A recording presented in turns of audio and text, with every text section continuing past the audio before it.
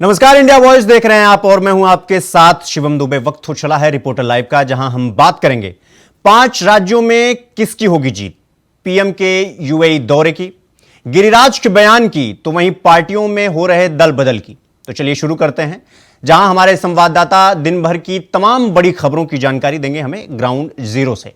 मगर सबसे पहले हम बात करेंगे 5 राज्यों की। आपको बता दें कि 5 राज्यों में चुनाव हो गया है। कौन मारेगा दाव, इस खबर पर ज्यादा जानकारी दे रहे हैं हमारे सहयोगी संवाददाता नितिन चौधरी। राज्यों के विधानसभा चुनावों के नतीजे आने में बस 2 ही दिन बाकी है। तमाम न्यूज़ चैनलों के एग्जिट पोलों ने एग्जिट पोल बताना शुरू कर दिया है। बता दें कि मध्य प्रदेश के अंदर एक बार फिर से भारतीय जनता पार्टी की सरकार बनते हुए नजर आ रही है। एग्जिट पोल के मुताबिक छत्तीसगढ़, राजस्थान सत्तारूढ़ कांग्रेस और बीजेपी में कड़ी टक्कर होने की संभावना है। सत्तारूढ़ कांग्रेस के दोनों राज्यों में बीजेपी को थोड़ी सी बढ़त हासिल है। तेलंगाना के मुख्यमंत्री चंद्रशेखर राव की भारत राष्ट्र समिति बीआरएस मुश्किल में दिख रही है। वहीं 4 एग्जिट पोल बताते हैं कि कांग्रेस आगे चल रही है। एग्जिट पोल के अनुसार मिजोरम में विपक्षी 6 दलों का गठबंधन जोरम रूप में उभर रहा है। वहीं मुख्यमंत्री जोरमथंग के हार के खतरे की घंटी बज रही है। अगर एग्जिट पोल सही साबित होता है तो 5 राज्यों में नए समीकरण का क्या हो सकता है। मध्य प्रदेश के 4 बार मुख्यमंत्री शिवराज सिंह चौहान के लिए खुशखबरी है। वहीं 5वीं बार एक बार फिर सीएम बन सकते हैं। उनके पक्ष में राजनीतिक समीकरण भी बनने लगे हैं। बीजेपी जीतती है तो इसके श्रेय शिवराज की आर्थिक मेहनत को भी दिया जाएगा। इसी चुनाव में बिना सीएम की पेश घोषित हुए शिवराज सिंह चौहान ने जिस तरह मेहनत की है, ताबड़तोड़ सभाएं की हैं और संगठन को निचले स्तर तक संवाद बनाकर रखा है, उसने बहुमत की नई पटक लिखने में बड़ी मदद की है। पीएम मोदी से लेकर गृह मंत्री अमित शाह और बीजेपी अध्यक्ष जेपी नड्डा ने भी मध्य प्रदेश के फोकस रखा है। महिलाओं को आर्थिक संबलता देने के लिए भी लाडली बहन योजना को हर घर ले जाने की कोशिश की गई है। इसका फायदा बीजेपी और शिवराज सिंह को मिल रहा है। एग्जिट पोल आ गया है। सर्वे के मुताबिक 3 राज्यों में सत्ता की वापसी होने की संभावना है, जबकि तेलंगाना और मिजोरम में विरोधी लहर हावी रही है। वहीं दोनों राज्यों में सत्तारूढ़ दल की सत्ता गंवानी पड़ सकती है। अभी मध्य प्रदेश में बीजेपी है और राजस्थान में छत्तीसगढ़ में कांग्रेस की सरकार है। तेलंगाना में बीआरएस और मिजोरम में एमएनएफ। जैसे ही नतीजे 2 दिन बाकी रह गए हैं घोषित होने में, तो उसको देखते एग्जिट पोलों ने अभी से ही एग्जिट पोल बताना शुरू कर दिया है। बताया जा रहा है कि राजस्थान में एक बार फिर से कांग्रेस वापसी कर सकती है। कांग्रेस की और भारतीय जनता पार्टी की दोनों की टक्कर नजर आ रही है। लगातार एग्जिट पोल में बात की जाए तो मध्य प्रदेश की, तो मध्य प्रदेश में एक बार एग्जिट पोल साफ नजर आ रहा है कि भारतीय जनता पार्टी की सरकार बन रही है। कैमरामैन सुशील के साथ मैं नितिन चौधरी, इंडिया वॉइस, दिल्ली। प्रधानमंत्री मोदी 2 दिन यूएई के दौरे पर हैं। वहां क्या कुछ खास होने जा रहा है, इस खबर पर ज्यादा जानकारी दे रहे हैं हमारे सहयोगी संवाददाता तुषार कुमार।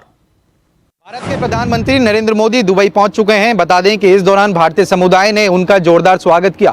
बता दें कि प्रधानमंत्री नरेंद्र मोदी के दुबई पहुंचने पर भारतीय समुदाय ने जोरदार वंदे मातरम और भारत माता की जय के नारे लगाए। आपको बता दें कि भारत के प्रधानमंत्री नरेंद्र मोदी 2 दिनों के लिए दुबई के दौरे पर गए हैं, जिस दौरान वे COP28 सम्मेलन में शामिल होंगे। प्रधानमंत्री नरेंद्र मोदी ने ट्वीट कर कहा कि COP28 शिखर सम्मेलन में भाग लेने के लिए दुबई पहुंचा हूं। अब शिखर सम्मेलन की कार्रवाई का इंतजार है। कार्रवाई का उद्देश्य एक बेहतर ग्रीन बनाना है। हमारे सौभाग्य लोकचार को ध्यान में रखते हुए भारत में हमेशा सामाजिक और आर्थिक विकास के साथ साथ जलवायु कार्रवाई पर भी जोर दिया है। हमारे G20 में अध्यक्षता के दौरान जलवायु हमारी प्राथमिकता में सबसे ऊपर थी। दिल्ली घोषणा पत्र में जलवायु कार्रवाई और सत्ता विकास पर कार्रवाई ठोस कदम शामिल हैं। बिहार में भारतीय जनता पार्टी के कद्दावर नेता माने जाने वाले गिरिराज ने बयान दिया है। क्या कहा है केंद्रीय मंत्री जी ने, इस खबर पर ज्यादा जानकारी दे रहे हैं हमारी सहयोगी संवाददाता जूही सिंह। गिरिराज सिंह ने एक बार फिर से अपने बयान से सियासी पारा हाई कर दिया है। बिहार में अवैध मदरसों को लेकर उन्होंने एक बार फिर से बड़ा बयान दिया है, जिसमें उन्होंने कहा है कि बिहार में अवैध मदरसों की बाढ़ आ गई है।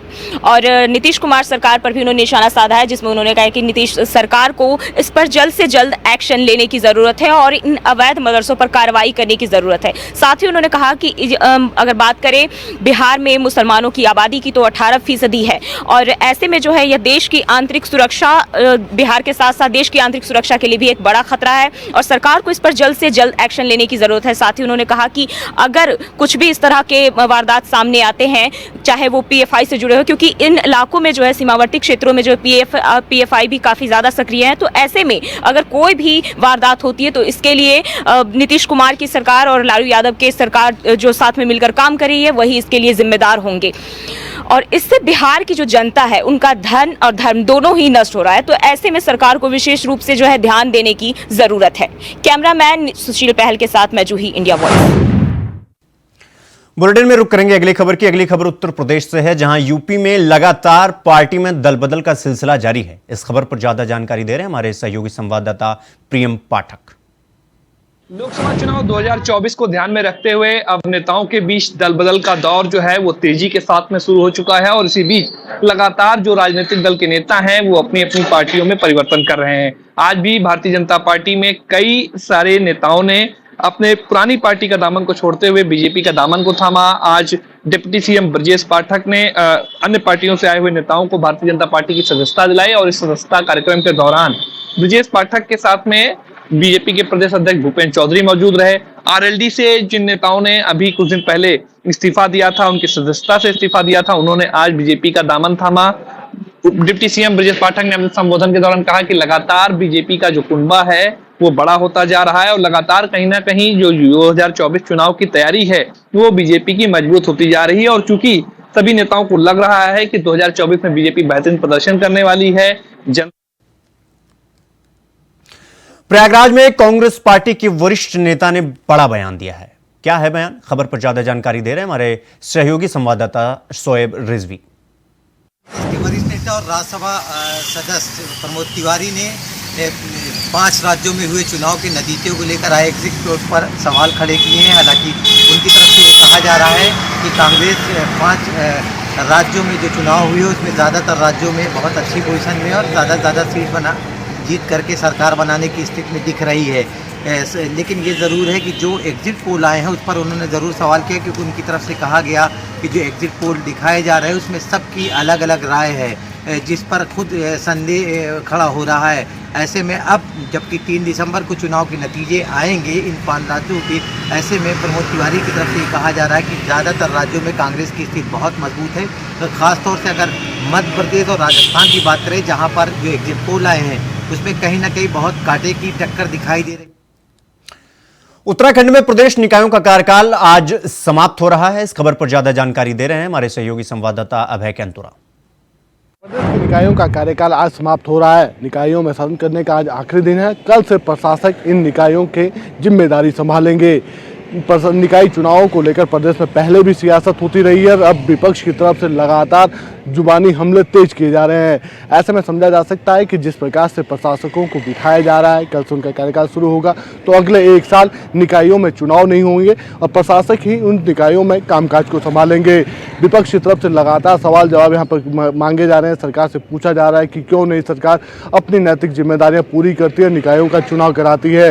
विपक्ष का आरोप ये भी है कि हार के डर से सरकार निकायों का जो कामकाज है वो प्रशासकों को देने की तैयारी कर रही है, ताकि समय रहते हुए मुद्दे धूमिल हो सके या जनता उन सब चीज़ों को भूल सके। लेकिन जिस प्रकार से निकायों का कामकाज होगा, प्रशासक अपना कामकाज संभालेंगे, तो ऐसे में कह सकते हैं कि सियासत भी तेज होगी और जनता के जो विकास के काम होंगे वो भी प्रशासक करते हुए नजर आएंगे। कैमरामैन नसुना साथ अभय कैंतुरा, इंडिया वॉइस, देहरादून। वहीं आजम खान को सुप्रीम कोर्ट से राहत नहीं मिलने की खबर आ रही है। इस खबर पर ज्यादा जानकारी दे रहे हैं हमारे संवाददाता अजीत कुमार।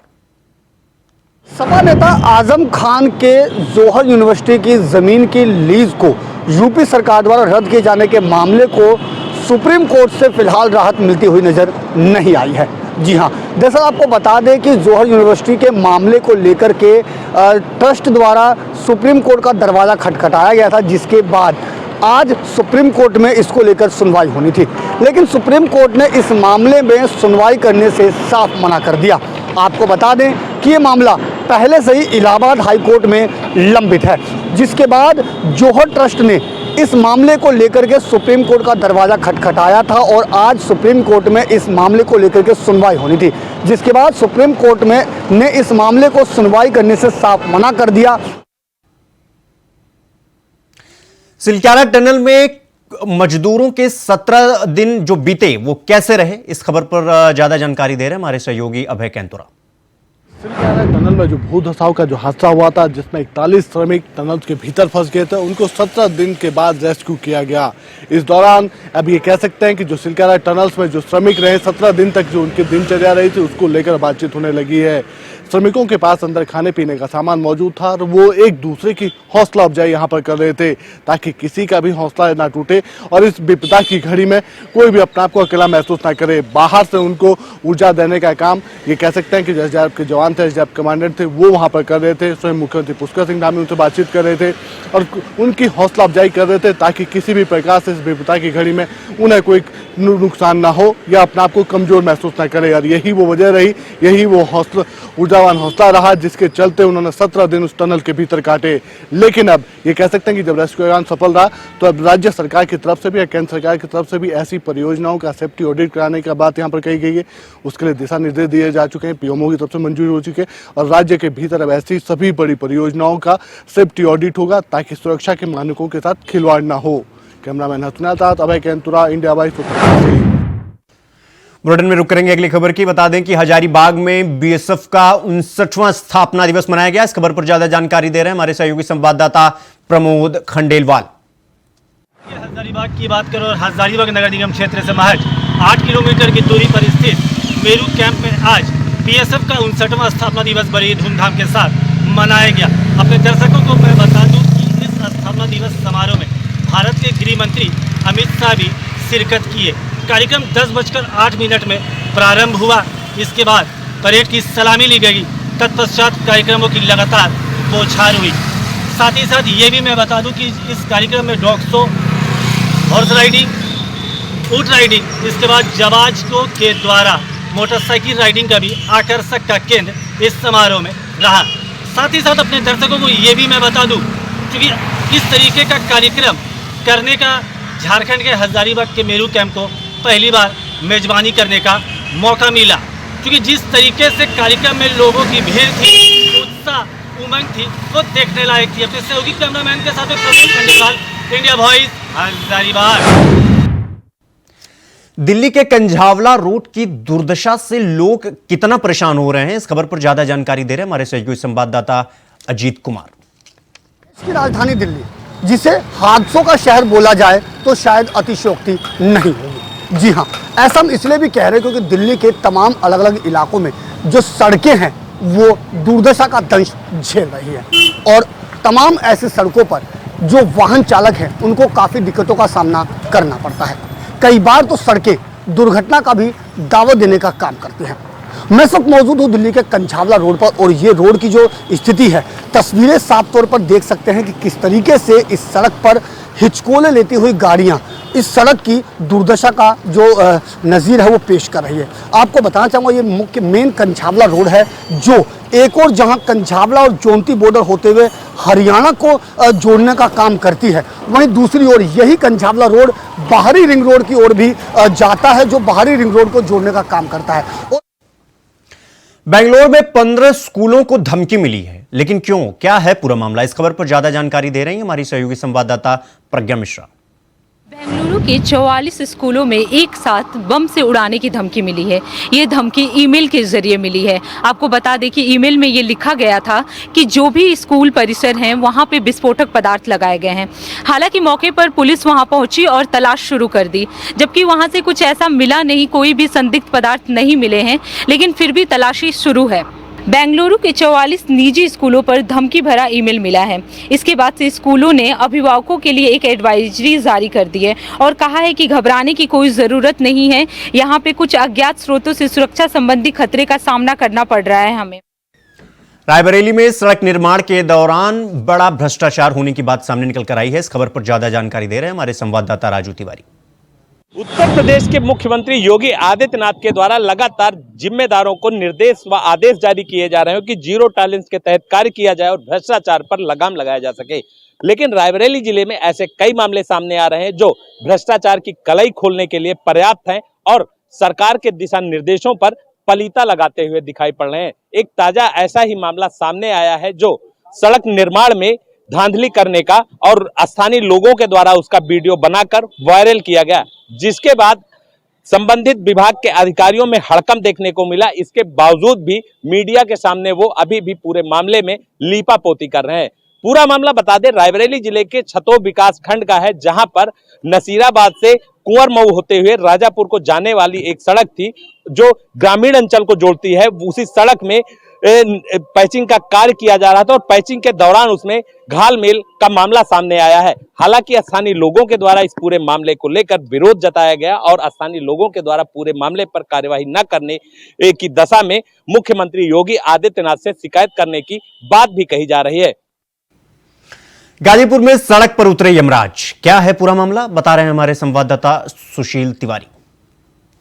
यमराज को देखने के लिए सैकड़ों लोग हुए इकट्ठा गाजीपुर जिले में, जहां पर यातायात पुलिस के कार्यक्रम में वहां पर गाजीपुर जिले के अधिकारी पुलिस विभाग के मौजूद थे। जिले में विभिन्न विद्यालयों में जाकर पुलिस आगाह करती है। मनीष त्रिपाठी ने वहां पर भी लोगों को बताया, साथ में वहां पर एसपी सिटी, सीओ और एसपी ग्रामीण भी थे उपस्थित और उन्होंने बताया कि आप सुरक्षित रहें, घर वाले करते हैं आपका इंतजार। साथ ही उन्होंने ट्रैफिक रूल के बारे में भी बताया और यमराज को देखने के लिए वहां पर काफी भीड़ जुटी हुई थी और यमराज के वेश में वहां पर नाटक का मंचन किया गया। साथ में कुछ कलाकार भी थे उपस्थित और लोगों को यह फार्मूला काफी शानदार लगा। काफी बेहतरीन तरीके से यातायात पुलिस ने लोगों को आगाह करने के लिए एक नया फार्मूला निकाला। मनीष त्रिपाठी की भी लोगों ने की तारीफ। यातायात पुलिस ने गाजीपुर जिले के विभिन्न जगहों पर जाकर लोगों को जागरूक किया, यातायात के बारे में बताया। बलवंत चौधरी ने लोगों को वहां पर हेलमेट भी बांटे,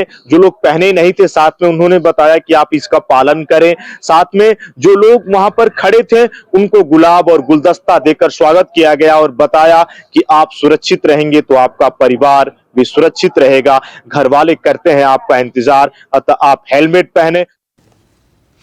जालौन में एम्बुलेंस से मरीज नहीं बल्कि मछलियां ले जाने की खबरें आई हैं। क्या है पूरा मामला, खबर पर ज्यादा जानकारी दे रहे हैं हमारे सहयोगी संवाददाता विष्णु पांडे। जालौन में जीवनदायिनी कही जाने वाली एम्बुलेंस का मछली तस्करों ने ढूंढा नया तरीका। जी हां, आपको बता दें, हम बात कर रहे हैं जीवनदायिनी कही जाने वाली सरकारी एम्बुलेंस की, जहां सरकारी एम्बुलेंस से जालौन में मछली तस्करी धड़ल्ले से की जा रही है। वहीं ताजा मामला जनपद जालौन के रामपुरा थाना क्षेत्र का है, जहां रामपुरा थाना क्षेत्र में एक वीडियो सोशल मीडिया पर वायरल हुआ, जिसमें एक एम्बुलेंस में कुछ लोग मछली तस्करी करते नजर आए हैं। वहीं जब इसकी सूचना स्थानीय थाना पुलिस को लगी तो तत्काल पुलिस बल मौके पर पहुंची और मछली से भरी एम्बुलेंस को पुलिस कस्टडी में लेते हुए खड़ा करा दिया गया और पूरे मामले की जांच पड़ताल शुरू कर दी गई है। वहीं प्राप्त जानकारी के मुताबिक मामला जालौन के रामपुरा थाना क्षेत्र का है, जहां रामपुरा थाना क्षेत्र में मछली तस्कर एम्बुलेंस से मछलियों की तस्करी कर रहे थे। वहीं अपने सहयोगी साथी के साथ विष्णु पांडे, इंडिया वॉइस, जालौन। रायबरेली में भीषण सड़क हादसा हो गया। इस खबर पर ज्यादा जानकारी दे रहे हैं हमारे सहयोगी संवाददाता राजू तिवारी। जिले में रफ्तार का कहर थमने का नाम नहीं ले रहा और लगातार मार्ग दुर्घटनाएं हो रही हैं। ऐसे में लोगों की जान जा रही है और लगातार सड़क हादसों में लोगों की मौत का सिलसिला जारी है। एक ताजा मामला सामने आया है, जहां पर एक भीषण सड़क हादसा हुआ है और जिसमें कई लोग घायल बताए जा रहे हैं। बता दें कि रायबरेली जिले के सलोन कोतवाली क्षेत्र के रसूलपुर गांव के समीप एक बच्चों से भरी स्कूली बस और एक सामने से आ रही वेल्वो बस में भीषण टक्कर हो गया, जिसमें लगभग आधा दर्जन बच्चे घायल हुए और स्थानीय लोगों की मदद से जो घायल बच्चे और ड्राइवर क्लीनर थे उनको अस्पताल पहुंचाकर उनका इलाज कराया गया। हालांकि घटना की सूचना मिलते ही स्थानीय पुलिस घटनास्थल पर पहुंचकर लोगों की मदद में जुट गई। बता दें कि रायबरेली जिले के सलोन कोतवाली क्षेत्र के रसूलपुर गांव में उस समय हड़कंप मच गया जब एक तेज रफ्तार वेल्वो बस ने स्कूली बस में जोरदार टक्कर मार दी। टक्कर इतनी तेज थी कि स्कूली बस के परखच्चे उड़ गए और बस को चला रहे ड्राइवर को जोरदार चोटें आई हैं। जहां उसको सामुदायिक स्वास्थ्य केंद्र सलोन ले जाया गया तो दोनों पैर में उसके फ्रैक्चर होने और गंभीर चोटें होने के कारण डॉक्टरों ने उन्हें जिला अस्पताल के लिए रेफर कर दिया। बता दें, मथुरा में पहले भगवान से शादी और फिर शादी का सालगिरह मनाया गया। क्या है पूरा मामला, बता रहे हैं हमारे सहयोगी संवाददाता मोहम्मद फारूक। ब्रज में यूं तो अनन्य भक्त हुए हैं जिन्होंने कान्हा से जो है बहुत ही प्रेम किया है और अपने अलग अलग अंदाज में कान्हा से प्रेम किया है। इसी में प्रेम में एक फरीदाबाद की रहने वाली प्रिया जो ASI हैं क्राइम ब्रांच में, और उन्होंने पिछले वर्ष 29 नवंबर 2022 को श्री कृष्ण जी से के साथ में 7 फेरे लिए, उनसे ब्याह रचाया और पूरे रीति रिवाज के साथ में ये ब्याह हुआ था। अब अपनी वेडिंग एनिवर्सरी यानी शादी की सालगिरह प्रिया अपनी यहाँ मनाने आई। 29 नवंबर 2023 को उन्होंने अपनी शादी की सालगिरह मनाई और शादी की सालगिरह में उन्होंने बाकायदे सबको दावत दी और श्री कृष्ण जी को मुकुट पहनाकर, मोर के पंख लगाकर, बांसुरी उनके हाथ में देकर उनको दूल्हा बनाया गया और उनके साथ में शादी की सालगिरह बहुत धूमधाम से मनाई। होटल का इंतज़ाम था, बहुत सारे मेहमान आए हुए थे, सबकी दावत हुई और एक अलग ही अंदाज में जो है श्री कृष्ण जी के साथ में शादी की सालगिरह प्रिया ने मनाई।